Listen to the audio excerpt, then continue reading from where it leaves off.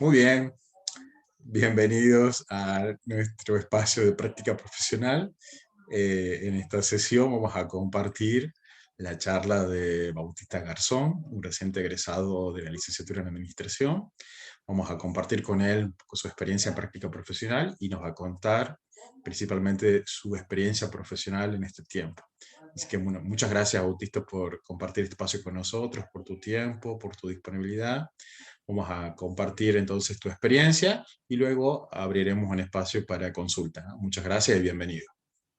Bueno, buenísimo, gracias Marcelo, a vos y al instituto por invitarme a este espacio. Bueno, como ya me presentó Marcelo, soy Garzón Bautista, tengo 23 años, hice mi práctica profesional el año pasado. Básicamente empiezo con como un framework de lo que va a ser la charla, como que la quise hacer medio un poco fuera de lo curricular porque creo que había como mucho para contar. Em, Así que nada, voy a empezar contándole un poco cuál es la startup que estoy desarrollando, que es Circlo, como para que estén en contexto y no queden como colgados en el tema. Después contar un poco sobre qué es una startup, qué es el mundo de las startups, que bueno, esto es una concepción de negocios distinta a lo que unas empresas convencionales o las famosas pymes, ¿no? Después voy a contar un poco lo que fue mi experiencia en la práctica profesional. eh, Voy a hablar un poco de lo que es el método Lean Startup. Yo lo hice en base a ese método y la verdad que parece un gran valor y una Biblia, le podría llamar así, para lo que es el mundo de las startups. Por último, después voy a hablar un poco sobre lo que es el pitch, que es como una herramienta de presentación de startups o de emprendimientos, y me parece interesante que más o menos los que no sepan bien cómo es, lo conozcan un poco, bien medio por encima nomás en ese tema, y al final una breve reflexión final. Así que bueno, como para arrancar, les cuento qué es Circlo, visto. Bueno, ese es nuestro eslogan, manteniendo el packaging en la economía y fuera del medio ambiente. Circlo es una startup de triple impacto construida en torno al concepto de economía circular y con el objetivo de poder, por medio de la tecnología, mejorar la calidad de vida de las personas. Para ponerlos en contexto, actualmente el plástico y el packaging descartable carga un 40% sobre el precio final de un producto. El plástico también es uno de los principales impulsores del calentamiento global y la contaminación de los océanos, y el comercio minorista está enfrentando el desafío de las cambiantes demandas de los consumidores y las nuevas tendencias de consumo, ¿no?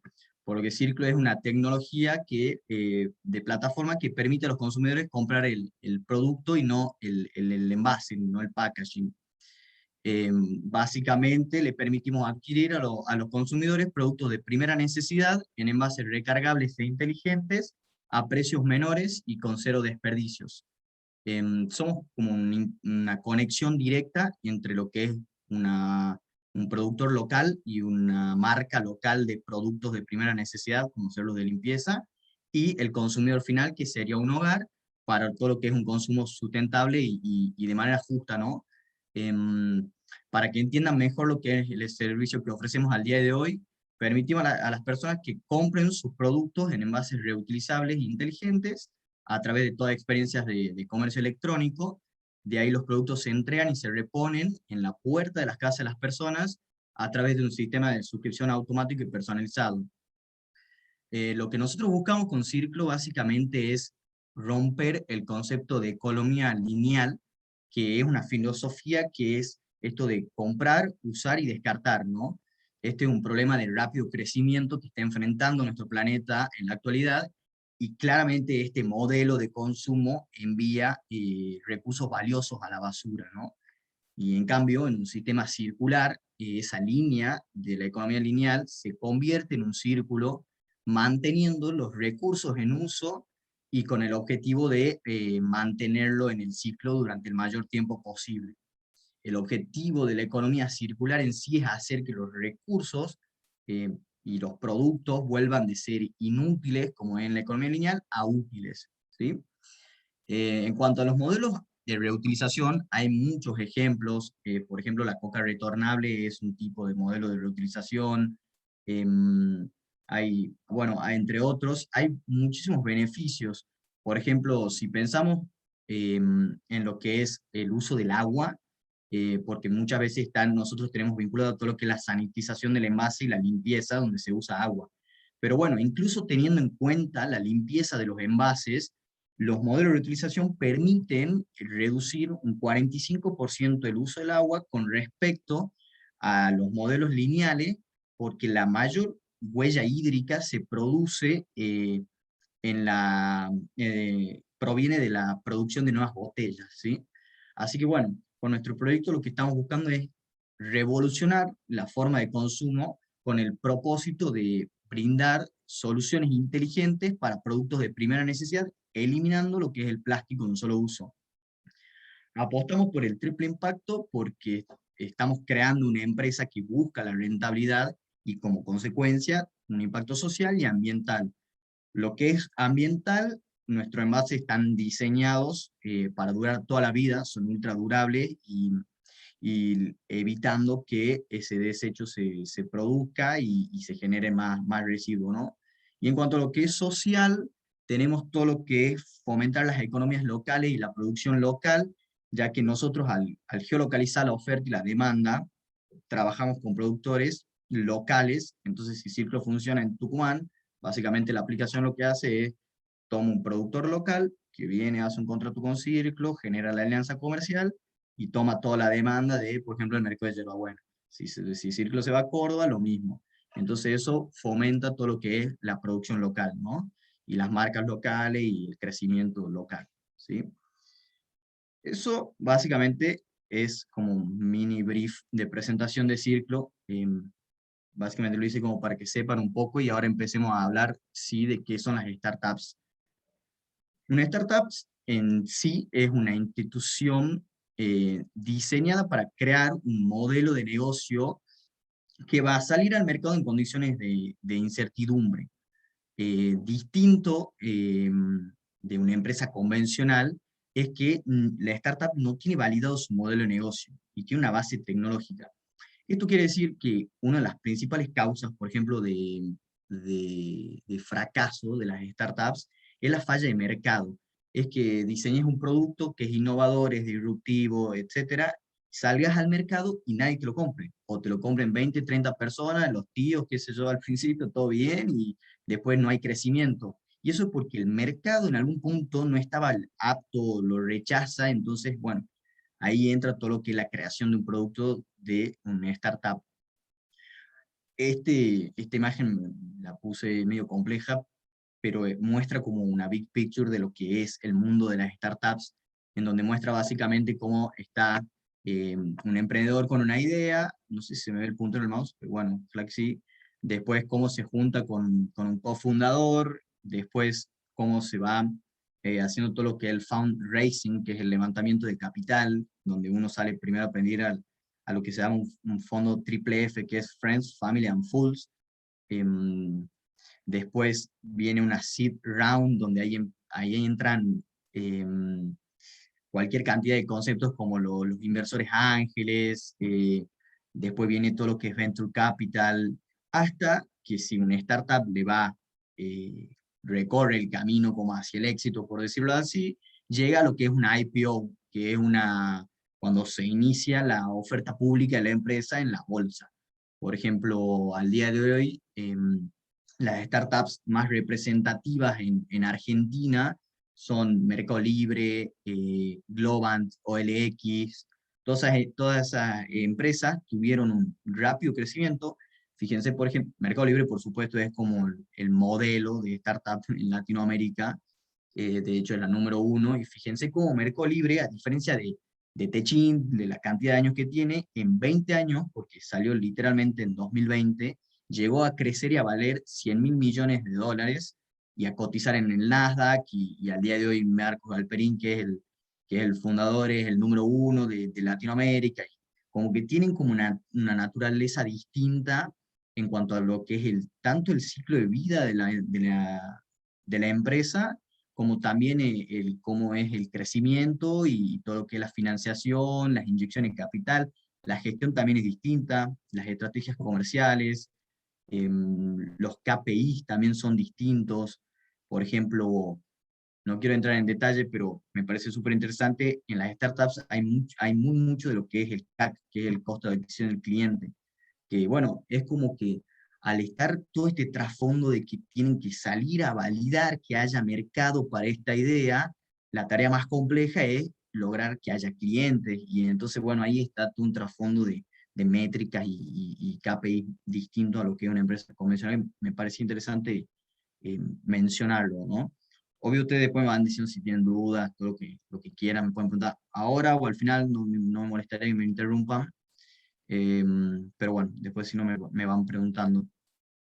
Ahora voy a entrar un poco en lo que fue mi experiencia como práctica profesional. Yo la verdad tuve como la suerte de poder haber estado justo con este proyecto en el momento que me tocaba hacer la práctica profesional para recibirme. Y bueno, y el instituto me permitió hacer mi práctica con mi propio emprendimiento, lo cual está muy bueno, porque hubiese sido una gran traba para mí si tenía que ir a, no sé, a trabajar en una relación de dependencia y tener como que dejar de lado un poco el proyecto. Em, a diferencia de lo convencional, yo no hice un plan de negocio como suele ser cuando haces la práctica profesional de un emprendimiento. Yo hice esa rama de la práctica que es la de la aplicación de un concepto, no sé bien cómo se llama, no me acuerdo, pero bueno, hice esto que es la validación de un modelo de negocio con el método Lean Startup. Em, ¿Cómo Tu funciona el...? opción fue aplicación de un tema de investigación. Un Exacto, tema de esa. investigación. Bien, gracias, Marcelo. Básicamente, me parece importante contarles un poco sobre este método. Hace un rato les decía que era es como una Biblia. A ver, como el concepto del método Lean Startup tiene algo que a nivel mundial está reconocido como un marco de referencia, un framework para seguir en lo que es una creación de una startup. Y cómo funciona lo que plantea el autor Eric Rice en su libro, en primera instancia, expresa como que las startups pasan por dos fases. Una que es inicial, donde vos buscás, descubrís, validás, pivotás las decisiones.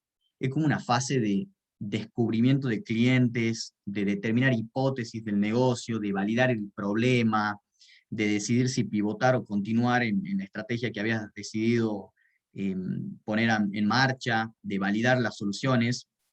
Y después, desde esa fase inicial, una fase secundaria que ya es más la ejecución, crear y construir un product market fit, que es algo que ya está totalmente listo para adaptarse a lo que el mercado exige, ¿no? Mi práctica fue más apuntada a lo que era la fase inicial porque todavía no teníamos un producto en el mercado, literalmente estaba en idea. Yo empecé la práctica con la idea, todavía habíamos participado en uno que otros concursos, que ya le voy a mostrar un ratito, pero no es que teníamos ya como clientes ni nada de eso. Parte de lo que fue la práctica fue la salida al mercado de este proyecto. Y, y bueno, ahí de nuevo un poco repasarles que este autor hace énfasis en que la gran mayoría de las startups fracasan por faltas de clientes, ¿no? Y no por fallas en lo que es el desarrollo de productos. Señala que el objetivo de una startup es averiguar qué debe producirse y lo que los consumidores van a querer pagar lo antes que sea posible, ¿no? Esto es como la diferencia de decir, bueno, yo soy emprendedor y me imagino que todos van a querer una botellita, van a querer esto, y te imaginas, es muy gracioso porque empieza el libro diciendo como, dígame si no conocen este contexto, y dice, 4 estudiantes están en una oficina creyendo que van a cambiar el mundo con su idea, etcétera, etcétera. Y bueno, pasa mucho eso, ¿no? Que cuando uno se le ocurre una idea, es como que cree que va a ser adoptada por todo el mundo, que todo el mundo la quiere, que está hecha para todo el mundo. Y bueno, claramente por eso al día de hoy dicen que de 10 startups, 8 fracasan por esto de la falta del mercado. Entonces, como son datos a nivel mundial que no los invento yo, ni tampoco lo genera este autor y realmente es súper importante como entender la importancia de saber qué es lo que los consumidores quieren, ¿no? No lo que ellos pueden llegar a decir que quieren, porque del dicho al hecho hay un gran trecho, y tampoco lo que los emprendedores podrían llegar a creer que tu futuro consumidor va a querer, ¿no? Entonces, bueno, este método del Lean Startup inicia con lo que es la fijación de hipótesis. Básicamente tienen como 4 fases. Una fase conceptual, que es esta de definir las hipótesis de valor. Esto básicamente es como nada más que las intuiciones que tienen los emprendedores acerca del proyecto. Es como decir, eh, Círculo ofrece un servicio de reposición automática a domicilio de productos de primera necesidad en envase retornable. Bueno, buenísimo, la gente va a querer eso. Eso es como que yo estoy intuyendo que la gente va a querer, ¿no? Es como que genero mi hipótesis de valor y una vez que generas eso, pasas a una fase empírica que es diseñar un MVP, que es un producto mínimo viable, que puedas probar esa hipótesis. Listo, yo tengo esta intuición y bueno, salgo al mercado, testeo, las pruebo, veo cómo me va y si es cierto lo que yo creía o no. Entonces, acá él habla no sé si vieron ese gráfico que es, que habla de los early adopters, de la early majority. Bueno, él habla de que hay que apuntar a todo lo que son los innovadores y los early adopters, porque en algún punto como que son consumidores que como que sienten una mayor necesidad de usar el producto y van a tender a perdonar errores. Entonces, a nosotros nos pasó, por ejemplo, que al principio no teníamos muy bien pulida la calidad de los productos, si bien nosotros no producimos, pero era como una variable que teníamos que de alguna manera asegurarla con un estándar de calidad o algo. Y bueno, como que bueno, salimos al mercado con productos que eso ni estudiamos sobre los productos, eran, los productores lo hacían, nos mandaban los envases llenos y nosotros los comercializábamos y los productos no estaban tan buenos, entonces como que barría todo lo otro, barría el servicio, el impacto medioambiental, todo, porque claro, el detergente a la larga fallaba, entonces como que fue un gran desafío. Y, y lo que nos pasó fue que se nos dio literalmente lo que marca esa teoría, que es que como esta primera clase de clientes suelen a perdonar errores y a proporcionar feedback. Entonces te agarraban y te decían, mira, me encanta el servicio, me encanta la atención, la comunicación que tienen, todo lo que, etcétera, etcétera, etcétera, me encanta que quieran hacer algo positivo para el medio ambiente, lo que sea, pero el detergente no me está sirviendo. Entonces, bueno, lo modificamos, logramos hacer estos estándares de calidad con ingenieros químicos, donde al día de hoy se testean los lotes de productos que vienen, etcétera. Y claro, estos clientes ya perdonaron ese error y siguen en nuestra cartera de clientes. Y nos dieron todo este feedback, ¿no? Así que bueno, nada, una vez que definís todas esas hipótesis de valor, se continúa lo que es esto de preparar un MVP. Un MVP básicamente es como algo que con mínimo esfuerzo llámenle a tiempo y dinero, y poco desarrollo, podés salir a testear esta hipótesis de valor. Es muy importante la aclaración de que un MVP no es un producto berreta, no es un producto mal hecho o que le faltan cosas. No, es un producto en una versión 1.0 con las funcionalidades básicas que tiene que tener ese producto y que puedas salir a probar las hipótesis de valor, ¿sí? Por ejemplo, a ver, justo no tengo acá para mostrar, pero por ejemplo el MVP de Circle, la etiqueta del producto que iba en el envase reutilizable, una etiqueta que decía detergente recargable y nada más, básicamente no decía, al día de hoy nosotros ya migramos esa etiqueta por todo el aprendizaje que obtuvimos y hay una etiqueta que dice envase retornable, dice la marca, está el logo de la marca del productor que hace el producto, tiene presencia, tiene toda una explicación de cómo cuidar el envase, tiene un QR con la explicación de los productos. Entonces, bueno, eso es un MVP, o sea, nosotros nos permitía salir a validar las hipótesis, pero no hacía falta que la etiqueta sea una etiqueta de los dioses para salir al mercado.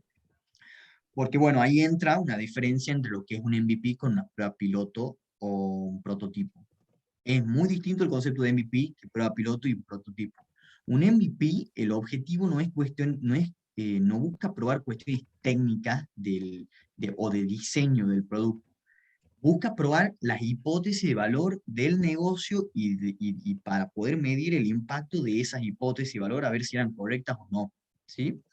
Así que bueno, nada, una vez que tenés ese MVP, entras a lo que él llama el circuito del feedback, que es este gráfico que tenemos acá. que, bueno, que es crear, medir y aprender, ¿no? Crear, como dijimos, un MVP para obtener el aprendizaje validado, medir, ahí entra lo que habla Eric Rice de un concepto que se llama la contabilidad de la innovación, que es como un enfoque, como la palabra, disciplinado y sistemático para saber si se está progresando o descubrir si se está obteniendo este concepto de aprendizaje validado. Y eso es importante porque en algún punto uno tiene que ir como pudiendo medir el impacto de sus acciones, tal vez con métricas o KPI, con los medios, con los indicadores que sean necesarios, pero para saber si se está progresando o no, porque en base a eso, y con un MVP, que es mínimo tiempo de desarrollo y dinero, como que vos vas a lograr en algún punto saber, por ejemplo, ¿qué nos pasa? Miren, les doy un ejemplo para que entiendan a dónde estoy yendo. El MVP Círculo tenía como tres dimensiones muy marcadas. El impacto ambiental del descarte plástico, o sea, decir, eh, Juan Pérez no va a comprar porque no descartan plástico y le encanta que sea una manera de consumir sustentable. Buenísimo. De ahí está Juan Pérez, que nos puede comprar por el impacto económico. Es una realidad que Círculo es un precio justo, porque el packaging descartable lo paga el consumidor final en el precio final. Tal vez eso no es tan de público conocimiento, pero es así. Uno cuando va a comprar el detergente, que es un magistral, compra, lo que busca en realidad es el líquido que viene adentro para poder lavar los platos, pero pagó una botella que lo más loco es que la descarta, y eso le cargó un 40%. Entonces, eso se elimina en Círculo y permite al cliente acceder a los mismos productos a casi 30% menor. Y por último, todo lo que es la variable servicio, porque Círculo no deja de ser un servicio que te llega a domicilio, donde están las dos variables principales que tiene un servicio, la comodidad y todo lo que es la atención personalizada y el trato con el cliente, ¿no? La comodidad de recibir a domicilio y todo lo que es atención. Entonces, claro, agarramos, ¿no? Entonces, salgamos al mercado. Bien, perfecto. Entonces, ¿dónde realmente tiene que estar puesto nuestro esfuerzo?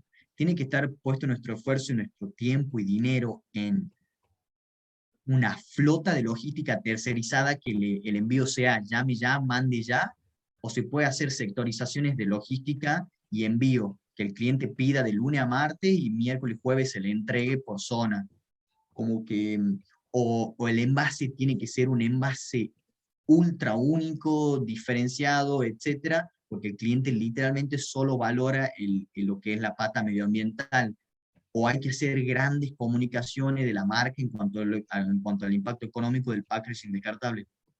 En algún punto las tres son intuiciones y puede darse que el cliente valore por las tres. De hecho, cuando concluí mi práctica profesional y mi tesis, eh, era así, era percibido como una propuesta de triple impacto, pero claramente había unas que otras hipótesis y valores que el cliente lo percibía más y lo buscaba más. Entonces, como que ahí está lo que es esto de poder generar esta contabilidad de la innovación para poder ir midiendo y decir, claro, yo realmente sé bien que, que los clientes lo que más valoran es la comunicación con ellos, el trato personalizado. Hola María, ¿cómo estás? Buen día. ¿Necesitas alguna recarga para hoy? Porque bueno, eso es todo lo que es postventa que tiene Círculo. Y era lo que más valoran los clientes. Entonces aparecieron hipótesis, por ejemplo, como que era un emprendimiento de jóvenes tucumanos y le gustaba como una marca local y que como que querían apoyar. Y nosotros tal vez ni lo hubiésemos imaginado. Y había gente que literal nos compraba por eso. Y bueno, manda el mercado. Entonces como que está bueno como poder ir midiendo y entendiendo en profundidad y si se está progresando. Em, entonces, si, por ejemplo, si mucha gente no hubiese dicho, no, chico, me queda súper incómodo que yo tenga que pedir un lunes y me mandan el miércoles, definitivamente había que encontrar la forma que por medio de una tercerización logística sea un llame ya, mande ya. En el Círculo del día de hoy no es así, es como que va a una utilitaria, se la carga y sale tú a distribuir por sectores. Entonces, bueno, eso es lo que es como ir midiendo, ¿no?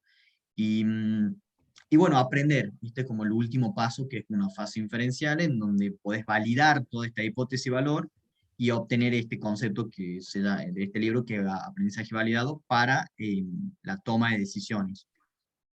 Acá es como que termina el circuito, este circuito que viene acá, termina en aprender y vuelve a empezar, porque eso tiene el Lean Startup. El Lean Startup no termina nunca. es como un enfoque que vos como que vas constantemente iterando en el mercado y agregándole. Entonces, supongo que hemos llegado a la fase inferencial, donde ya estamos, ya hemos medido todo el avance y todo lo que hemos desarrollado, y ahí es como que se te presenta una decisión de saber si tenés que perseverar en la estrategia que definiste, que esto sería, por ejemplo, perfecto, yo persevero en que la etiqueta tiene que decir recargable, pero ahora le tengo que agregar algunas funcionalidades extra. ¿Por qué? Porque el mercado me marcó que no sabían cómo cuidar el envase o que perdían las tapas, por ejemplo. Entonces vos le tenés que decir cuidar la tapa, ¿sí? En la misma etiqueta. Entonces, bueno, ahí perseveraste, pero le agregaste una funcionalidad extra que te la marcó el mercado, que tal vez vos en su momento no lo pudiste ver o no sabías que el mercado lo iba a exigir. O en un eventual caso también está la decisión de pivotar. Ahí es todo un mundo, porque es como, bueno, cambio de rumbo, no les gusta que sea envío a domicilio, la gente no me pide, no me mandan a domicilio, hagamos una retornabilidad al paso, pongamos un local y literalmente podés hasta, el pivot puede ir desde segmento de mercado, que digas, no, mira, ustedes empezaron en Hidrobuena y literalmente era más para departamento y para el centro, o la misma propuesta de valor, el modelo de negocio puede ya ser un pivot, el modelo de comercial, el pricing, es como que hay mucho trasfondo de lo que sería un pivot. Así que bueno, es como ahí, gracias al haber medido todas estas hipótesis y haberla puesto en prueba con el MVP, vos podés saber si está la necesidad de pivotar o no, o podés seguir perseverando y porque te está yendo bien, básicamente, ¿no? Así que bueno, básicamente eso, digamos, eso es lo que es obtener este aprendizaje validado para la toma de decisiones. Durante la práctica profesional, eh, la experiencia fue salir, a diseñar el MVP, salir al mercado, participar en concursos. Los concursos son herramientas que realmente son de gran, pero gran valor. Nosotros participamos en uno que se llama Naves, que es del IAE Business School, participamos en uno que se llama Climate Launchpad, que era de un Instituto Europeo de Tecnología e Innovación, que no tengo idea cómo terminamos ahí, pero terminamos entrando, salió en Infobae, fue todo como re loco y nada, la verdad que los concursos te dan como una cierta experiencia en todo lo que es la creación, de que pasás de tener una idea que tal vez estaba buena a realmente tener un proyecto o poder salir a hacer una prueba piloto, tener un par de clientes y empezar a caminar a transitar ese camino, ¿no? Em, bueno, ahora básicamente paso lo que es esto, el pitch. ¿Qué pasa? Digamos, me acordaba yo un poco cómo eran las charlas del año pasado con los chicos, que bueno, me tocaba a mí estar en su lugar y escuchar a alguien como dando su experiencia, y todos hablaban de la experiencia, de las entrevistas, qué sé yo. Por supuesto, como verán, en mi caso nunca di una entrevista a nadie, ya me tocó entrevistar, de hecho, pero sí creo que di una entrevista que se llama pitch. El pitch básicamente es como un discurso de presentación de un emprendimiento ante gente, clientes, potenciales accionistas, lo que sea, que lo que vos buscas es que en 5 minutos básicamente le puedas contar tu idea de manera concisa, clara y sencilla, para que esa persona, como dice acá, que dice, wait, no sé qué, dice ahí, se sube alguien acá abajo, dice, tengo una idea, ahí no se le ve bien, pero dice ahí, tengo una idea, y acá dice, tenemos una idea. Es como que lograste a esta persona de corbata que te escuche y te dé como la mano y te diga, ¿sabes qué? Dale, toma un café y te doy una hora de tiempo y bueno, así para todo, digamos, tanto para un posible consumidor, para que te dé feedback, como para un posible cofundador o como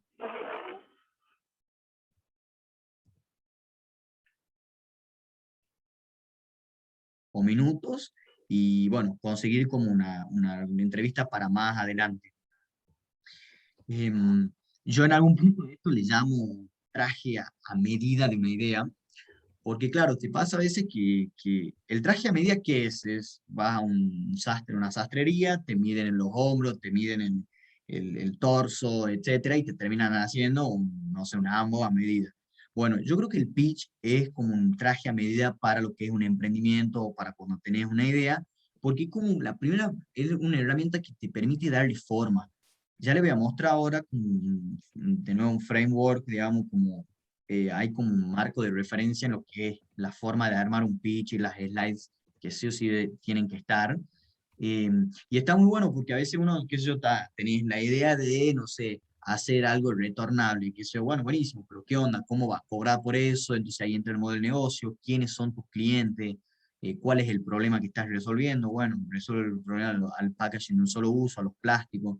Entonces es que como está muy bueno cuando, más allá de lo que es salir a conseguir como un inversor o algo así, como también una herramienta como para darle forma al proyecto cuando, bueno, entendible por naturaleza del estadio, no tiene forma. Y, y bueno, esto es lo más similar que yo di en entrevista porque son situaciones donde de repente vas ante un jurado de la Universidad Austral a presentar tu idea y es como que en 5 minutos, sí, una oratoria y todo lo que va por detrás, que sería bastante similar a un proceso de una entrevista donde te califican y, por ejemplo, en un concurso seguís o no, o si es alguien que le estás, un inversor, si invierte en tu startup o no, entonces como que, bueno, eso, ¿no? O nada, alguien, un colaborador que salga a buscar porque necesitamos una mano más, a ver si quiere hacer su puesta de riesgo en entrar a una startup o no, y bueno, todo lo que puede ser como el networking. Esta presentación la saqué de Endeavor, que es una institución que fomenta todo lo que es los emprendimientos, que está muy buena, si la quieren seguir y si no la conocen, que bueno, es una, como dice acá, ¿no? Tips para una presentación efectiva. Voy a pasar medio rápido, más o menos le quiero como que mostrar cómo es la estructura de esta presentación de emprendimientos. Em,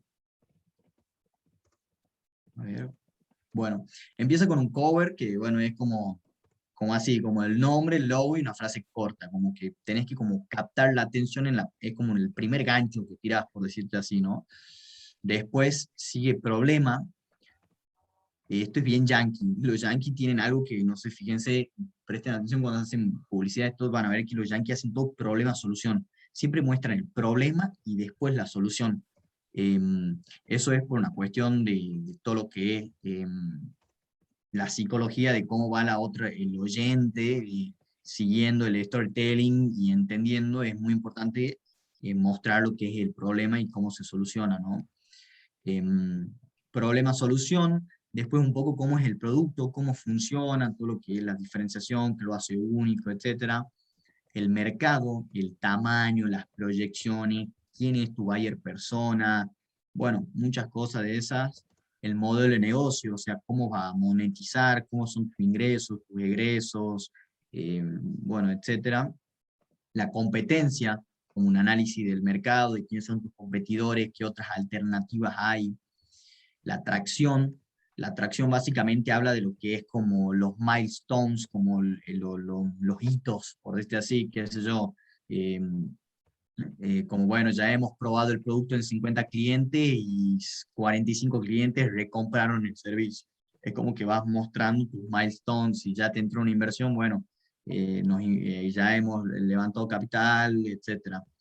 Después viene todo lo que es la estrategia de crecimiento. Ahí entra como decir, bueno, ¿cómo voy a escalar el negocio? O sea, está bien, ya probaste con 100 clientes, te fue bien, sabes, te inyectaron capital, pero ¿cómo vas a hacer ahora para llegar a tener 5.000 clientes y hacer que sea un negocio grande, ¿no? Un poco de números. ¿Qué es lo que pasa? Es como que estamos hablando del negocio, entonces como que es súper importante mostrar como cuánto necesitas y cuándo y para qué, básicamente. Son como las tres preguntas rápidas que te hacen cualquier persona que quiere, para que sepas que vos tenés claras las cosas. Entonces, bueno, ¿para qué se necesita Circlo Plata hoy? Bueno, para migrar a un software, para hacer CRM de clientes, qué sé yo. Entonces, como que tenés que tener muy claras las ideas en cuanto a lo que es los números, presentar un poco de proyecciones, ahí entra todo lo que es el EBITDA, todo lo que es las tasas de retorno de la inversión, entre otros conceptos. Equipo, yo creo, a mi entender y en base a mi experiencia, para mí esto es lo más importante. El equipo son las personas que hacen que esto se manifieste. Uno puede tener una gran idea, pero si el equipo le falla, es muy complejo que uno llegue como a hacer que esa idea se manifieste. De hecho, dicen que cuando que los inversores, más que en la idea invierten en las personas que están por detrás, porque sí, tal vez una frase súper trillada, la de que las empresas son las personas, etcétera, pero es una realidad que depende de esas personas y de esa calidad que hay calidad de personas que hay por detrás para que llegue a donde le dé el potencial, ¿no? Em, Así que bueno, el equipo es súper importante. De hecho, yo creo que de todo lo que es la presentación es la parte más importante. Ahí entra, por ejemplo, si tenés un advisory board, entra como que puede entrar todo lo que pueden ser los cofundadores, todo lo que el equipo de colaboradores y bueno, estos advisory o lo que sea que tomen como decisiones, se involucren más en lo que es la parte ejecutiva. Em, bueno, inversiones, esta en realidad va también en la parte de los números. Y bueno, ahí básicamente un poco termina lo que es como esas dimensiones que le planteaba de contarles un poco cuál era la startup que yo estoy desarrollando al día de hoy, qué son las startups, contarle un poco de lo que fue la experiencia como la práctica y el método Lean Startup, que me parece realmente muy importante. Em, y bueno, y todo lo que era la herramienta del pitch.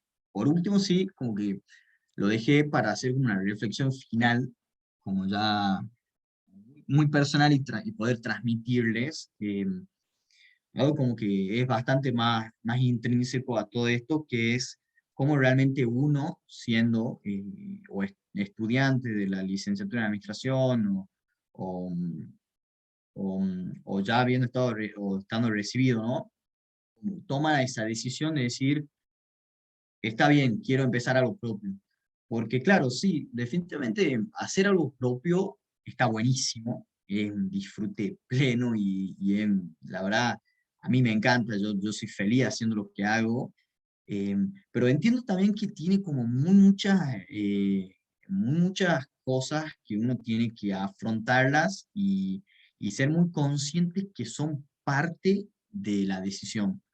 Por ejemplo, a ver, que nosotros corramos todos los días nuestras vidas con el detalle de que 8 de cada 10 startups se funden, es como que es parte de esa incertidumbre de estoy creando un proyecto en un país encima que a nivel macroeconómico no respalda ni siquiera. Entonces, es como que esto, o sea, decidirse ya en una etapa donde uno sale a buscar como su destino profesional por algo como esto, yo creo que sí tiene un trasfondo interesante para poder como entenderse a uno mismo y decir, me la juego, voy a por todo.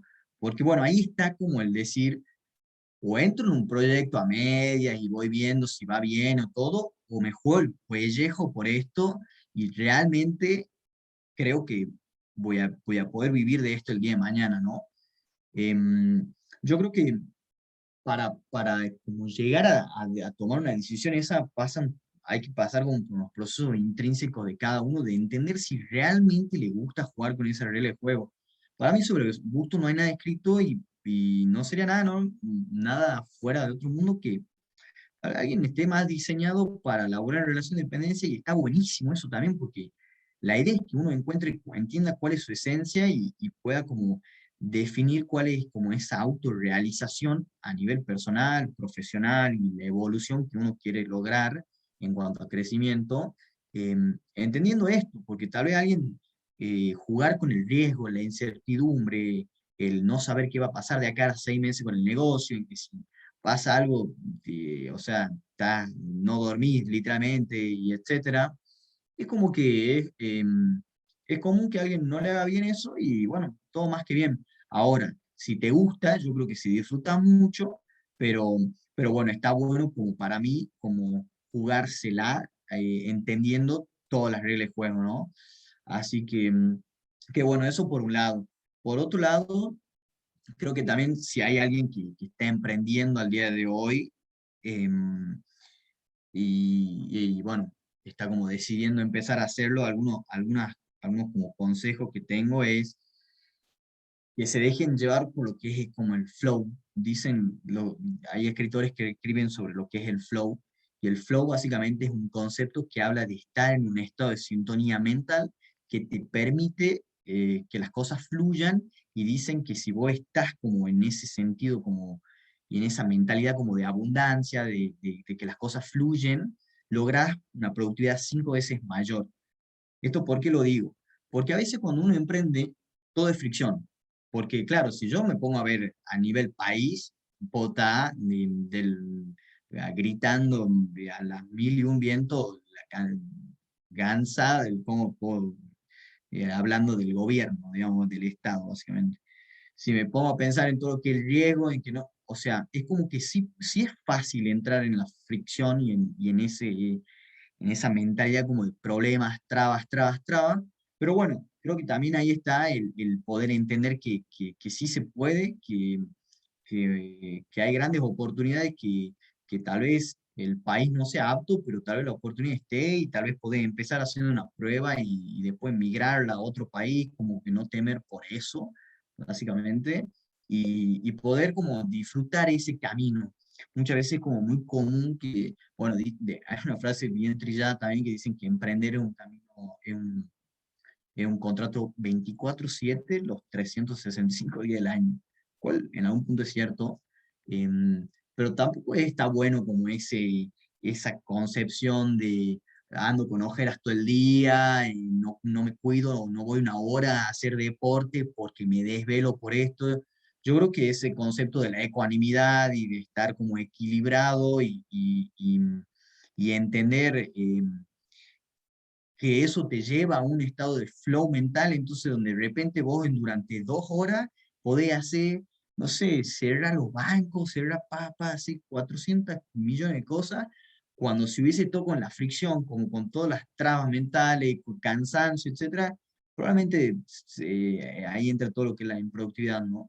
Así que bueno, eso un consejo así para si alguien lo está haciendo, porque es como bien común esa bueno, estar como al 100% y querer como, no sé, no tomarse un fin de semana para descansar, o como un camino sufrido, y de la nada sufrí muchísimo para después tener una empresa global, qué sé yo. Y no, tranquilamente creo que se puede disfrutar el proceso, eso es súper importante, y em, es una frase que habla Marco Galperín, que a mí me encanta, que habla de que el éxito no te llega a la cabeza y el fracaso no te llega al corazón. Esto, el concepto intrínseco que hay detrás de esa frase es disfrutar el proceso. Porque claro, es muy común, como le decía, el tema de la resiliencia en lo que es emprender o generar un proyecto tuyo. De repente estás en la cima y ganas nave del YAE Business School, y esto, brindemos, champán, todo lo que sea, y somos súper felices, y al día siguiente está un cliente mandando quejas porque no sé qué pasó con tal producto. Entonces como que si uno se deja como afectar muy mucho por esa sensación, y que el éxito te llegue a la cabeza o el fracaso al corazón, es muy complejo que se sostenga en el largo plazo. Hay que entender que las cosas tienen su tiempo, llevan su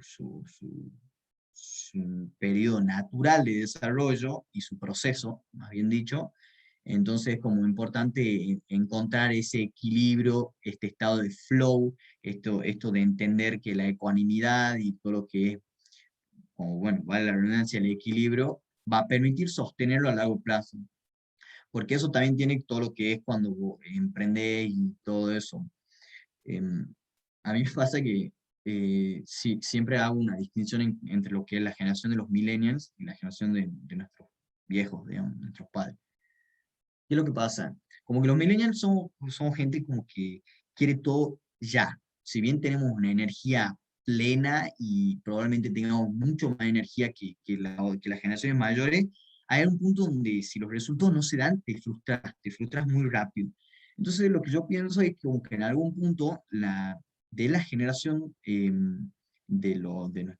mayores, de nuestros padres de nuevo, como que está bueno tomar eso de respetar los procesos, básicamente, ¿no? Entender que algo puede, a ver, tal vez a nosotros nos pasó que tuvimos 6 años haciendo la prueba piloto el año pasado y las cosas no fueron tan bien. De hecho, uno de mis socios se fue del equipo, etcétera, no teníamos recursos, no teníamos un equipo de colaboradores por detrás, y nada, como que decidimos, si nosotros no hubiésemos bajado del barco, tal vez dejamos pasar un gran proyecto que podría llegar a terminar en un muy buen puerto.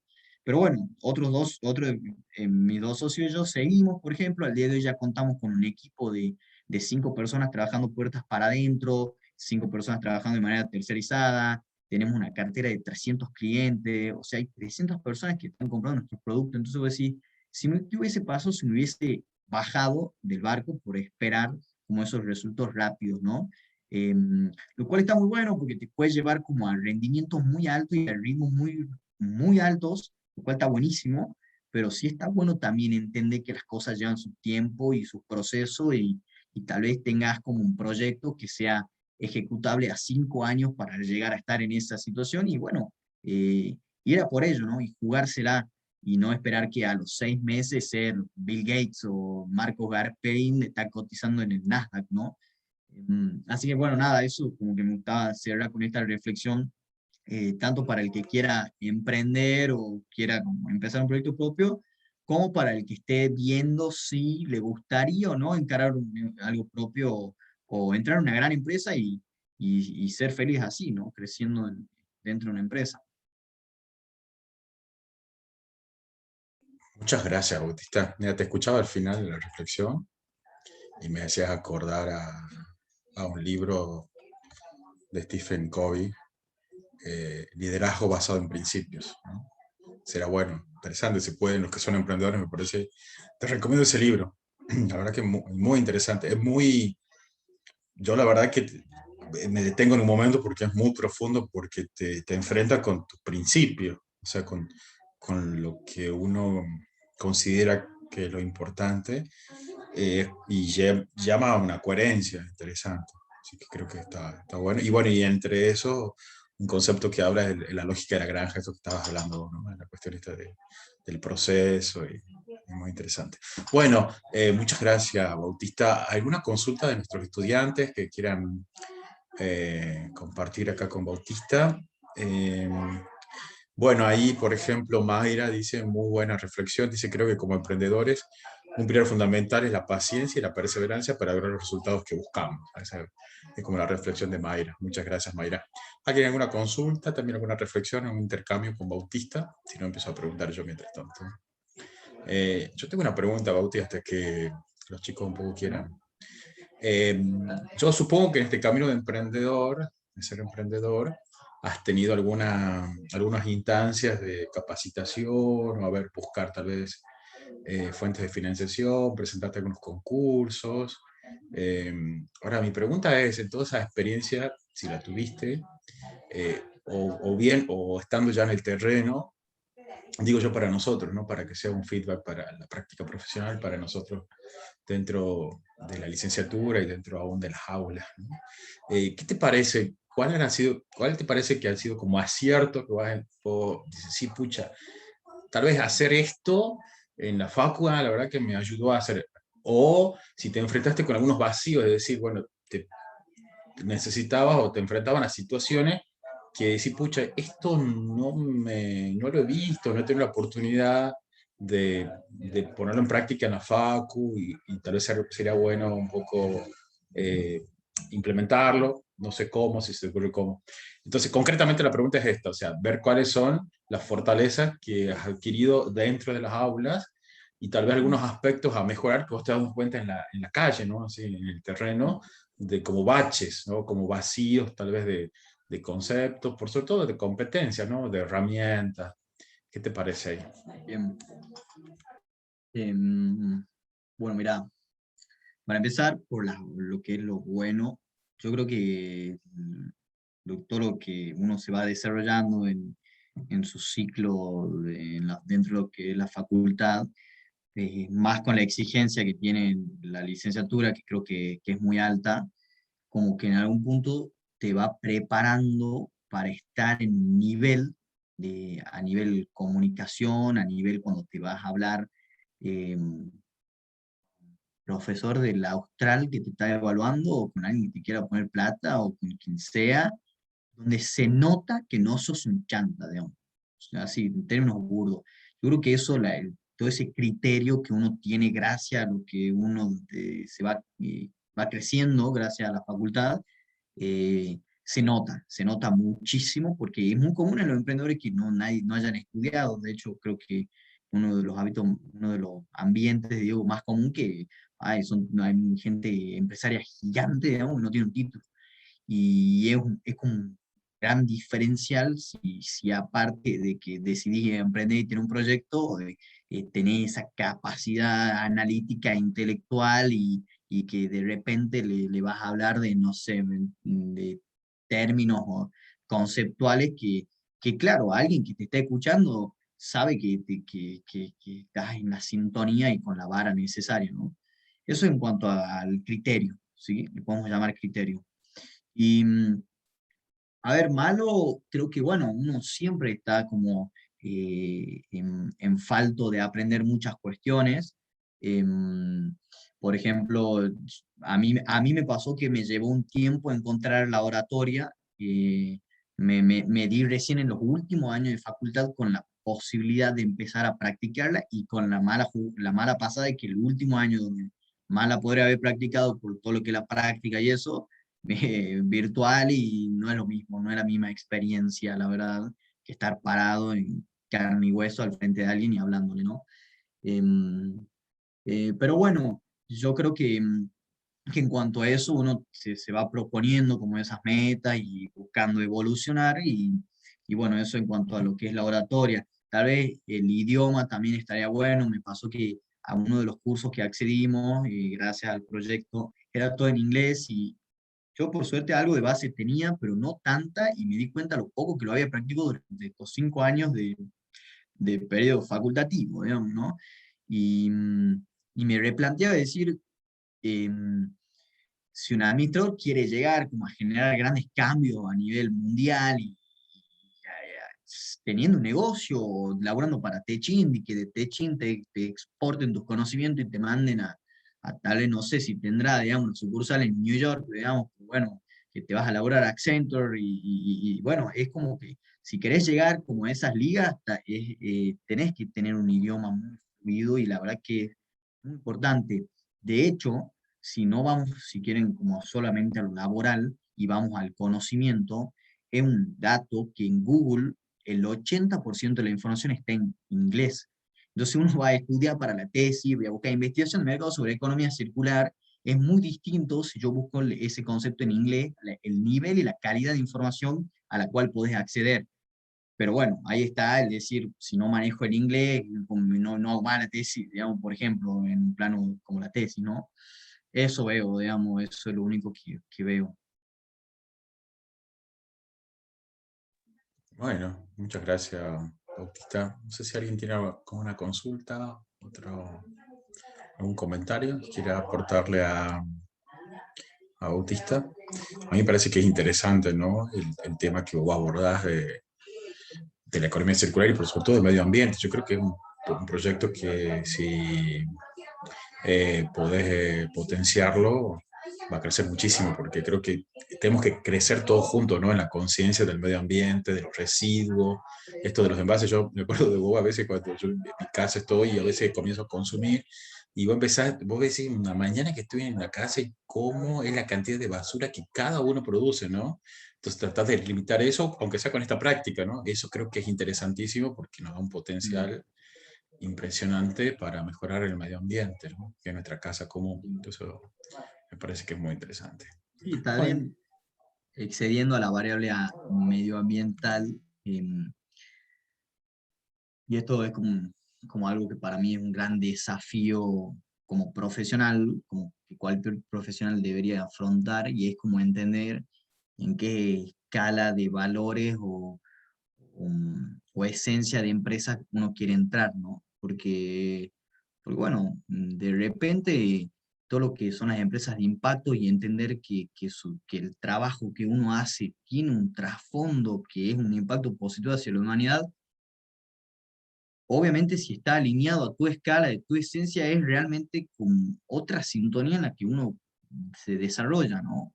A nivel rapidez de aprendizaje, a nivel profundidad de conocimiento, a nivel productividad, eficiencia, eficacia en sus tareas, en todo lo que conlleva insertarse en el mundo profesional. Entonces yo creo que eso está bueno también, como encontrar realmente qué es lo que uno busca para poder ir a por ello. Y bueno, eso me parece súper importante, excediendo a la variable medioambiental. Así es, Bautista. Bueno, ¿alguna otra consulta? Si no hay una consulta, acá lo vamos entonces despidiendo a Bautista, agradecerle el tiempo, la dedicación. Muchas gracias por compartir, por sobre todo Bautista, y animar a nuestros egresados, nuestros futuros egresados, ¿no? Futuros licenciados en administración también para buscar la excelencia, ¿no?